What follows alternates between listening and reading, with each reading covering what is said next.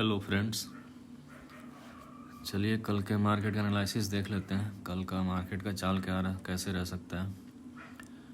कल सेंसेक्स का एक्सपायरी है, तो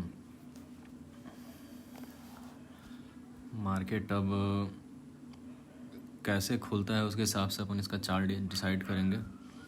बशर्ते ये ईरान और यूएसए का कुछ न्यूज़ आने वाला है, मे बी वो आ जाए या फिर आज ही आना चाहिए। तो अगर इनकी डील जो होने वाली है, अगर वो डील हो जाती है तो मार्केट गैप अप खुल सकता है, चांसेस हैं गैप अप खुल सकता है। और डील नहीं आती है तो मार्केट गैप डाउन भी खुल सकता है। इन द केस वो उसको एक्सटेंड कर देते हैं तो मार्केट में फिर वो नेचुरली जो इसका स्ट्रक्चर भी बन रहा है उसी के हिसाब से चलेगा। तो बारी बारी से केसेस को बना करके देख लेते हैं कि मार्केट कैसा हो सकता है। तो मान लीजिए कि मार्केट अगर न्यूज़ आ जाती है आज, तो अगर गैप अप मार्केट खुलता है तो मार्केट डायरेक्टली गैप अप इसके ऊपर ही खुलना चाहिए, 24,670 के ऊपर ही खुलना चाहिए।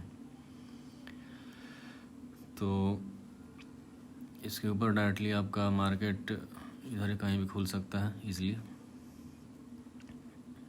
अगर न्यूज़ आती है तो। इन द केस अगर न्यूज़ नहीं आती है और न्यूज़ अगर निगेटिव आती है तो मान के चलिए अगर उनका डील नहीं होता है तो मार्केट आपका इधर कहीं खुल सकता है गैप डाउन में। तो अब मान के चलिए कि मार्केट अगर गैप अप खुल गया, अगर न्यूज़ आता है तो मार्केट अगर आपको इधर मान लीजिए गैप डाउन खुल गया या फिर इधर कहीं गैप डाउन खुल गया, तो मार्केट में अगर कोई डीप आएगा तो लास्ट आपका इधर ही तक आएगा, यहाँ से फिर आकर के ऊपर चला जाएगा। ये मैं गैप अप के केस का बोल रहा हूँ। अगर गैप अप होता है तो ये पहला केस हो गया। दूसरा, अगर गैप डाउन होता है तो in the case gap down मान लीजिए इधर कहीं होता है 150, 200 जितना भी पॉइंट होना हो सकता है, इधर कहीं भी हो गया डायरेक्टली गैप डाउन। तो अगर मान लीजिए गैप डाउन होता है तो फिर इधर एक फेक बाइंग आएगी, फिर मार्केट अपना नीचे ही चला जाएगा, वो अपना बियरिश ही रहेगा, यहाँ तक भी आ सकता है 2487 तक, अगर मार्केट आपका गैप डाउन खुलता है अगर न्यूज़ के कारण। ये मैंने दोनों केसेस न्यूज़ के कारण बताए हैं। अब नेचुरल जो इसका स्ट्रक्चर बन रहा है उसको अपन देख लेते हैं, जो कि ज़्यादा वैलिड रहता है। मान लीजिए मार्केट इसका तो CS क्लोजिंग अपना यहाँ दिया है, लेकिन हम लोग क्लोजिंग इसी को मान के चलते हैं। तो मान लीजिए कि मार्केट आपका स्लाइड गैप अप इसके आसपास खुला। अगर इसके आसपास खुल के आप देखिए 24,670 के आसपास जाता है इस रेंज में, तो फिर मार्केट आपका यहाँ तक चला जाएगा, 24,740 तक आपका टारगेट रहेगा, 740, 760, 70 तक टारगेट रहेगा। मैंने क्या बोला कि अगर मार्केट गैप अप खुलता है और इसकी तरफ मूव करता है तो यहाँ जाके फिर छोटा सा वो आएगा, पुल बैक आएगा, फिर अपना मार्केट ऊपर की तरफ मूवमेंट देना चालू करेगा। तो 24,740 तक आपका टारगेट रह सकता है।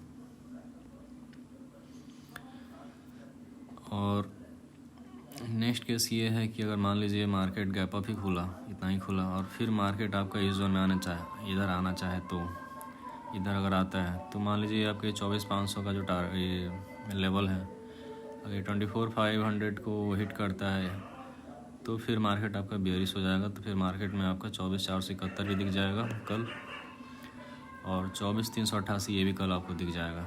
इधर कहीं आके मार्केट आपका रुकेगा। तो ये मैंने दो केसेस बता दिए गैप अप खुलने में। अब मान लीजिए कि स्लाइड गैप डाउन खुलता है, इधर कहीं खुलता है, तो स्लाइड गैप डाउन खुल के भी अगर इस साइड आता है 24,471 के आसपास, तो यहाँ पे एक चीज़ देखना पड़ेगा। अगर मान लीजिए कि ये बाउंस बैक हो गया और इसके ऊपर चला गया तो फिर मार्केट आपका यहाँ तक आ जाएगा, इसलिए इसमें कोई दिक्कत नहीं, यहाँ तक टारगेट रहेगा। और मान लीजिए स्लाइड गैप डाउन ही खुलता है और फिर मार्केट आपका इधर कहीं आता है, फिर यहाँ से बाउंस बैक होता है, फिर यहाँ पे इस रेड लाइन को रिटेस्ट करता है, फिर मार्केट नीचे आ जाएगा। ये चीज़ ध्यान रखिएगा। तो उस केस में आपका टारगेट यही रहेगा 24,388, मतलब इधर तक भी आ जाएगा आराम से, कोई दिक्कत नहीं है। तो मैंने आपको सारे केसेस इसमें बता दिए हैं। हालांकि चांसेस ये होना चाहिए कि मार्केट खुलना चाहिए, ऊपर जाना होगा तो एक ही बार में ऊपर चला जाएगा, यहाँ पे आएगा पुल बैक आएगा, फिर वहाँ से ऊपर चला जाएगा। और दूसरा केसेस ये होगा अगर इसको नीचे जाना होगा ना तो मार्केट स्लाइटली आपका इधर खुलेगा तो यहाँ से रेड बड़ा कैंडल आएगा, फिर आपका इधर रिटेस्ट करेगा थोड़ा देर, फिर उसके बाद इधर आ जाना चाहिए। तो इसी के चांसेस ज़्यादा है। मैंने कंडीशन वाइज सबको बता दिया है किस किस केस में आपको पहचानना कैसे, सबसे बड़ा इंपॉर्टेंट चीज़ वही है। तो मैंने एक पार्टिकुलर लेवल को मैंने आपको दिखा दिया है, उसी हिसाब से देख लीजिएगा। ये जो लाइन है 24,662 का इंपॉर्टेंट लाइन है, अगर ऊपर इसको टच करता है तो फिर मार्केट ऊपर चला जाएगा, ये ध्यान रखिएगा। गैप अप खुल गया तो कोई बात ही नहीं है, इधर गैप अप खुल गया तो डीप आपको यहाँ तक मिलेगा, बस फिर ऊपर चला जाएगा। तो ये केसेस हैं बहुत सारे इसमें। एक केसेस मैं और बता देता हूँ कि क्या हो सकता है कि अगर मान लीजिए मार्केट आपका यहीं खुला कहीं आसपास में, फिर ये क्या किया कि ये यहाँ ऐसे गया और फिर इसी एरिया में रेंज बाउंड कर दिया। एक ये पॉसिबल केसेस हो सकता है, लेकिन नहीं होना चाहिए मेरे को, लेकिन मैंने ऐसे आपको एक्सप्लेन कर दिया, ये वाली नहीं होना चाहिए। तो चलिए हटा ख़त्म कीजिए इसको, ये नहीं होना चाहिए कल। चांसेस वही है कि ज़्यादा यही होगा कि ये ग्रीन लाइन को टच करे अगर ऊपर जाना होगा तो, अगर इसको नीचे आना होगा तो इस 24,471 को 2-3 बार टेस्ट करता है तो फिर आप लोग डायरेक्ट यहाँ तक इसको कीजिए, सेल कीजिए मार्केट को, आपका यहाँ तक का टारगेट रहेगा, इधर कहीं तक। चलिए अब सेंसेक्स को देख लेते हैं। सेंसेक्स में तो ज़्यादा कुछ नहीं है।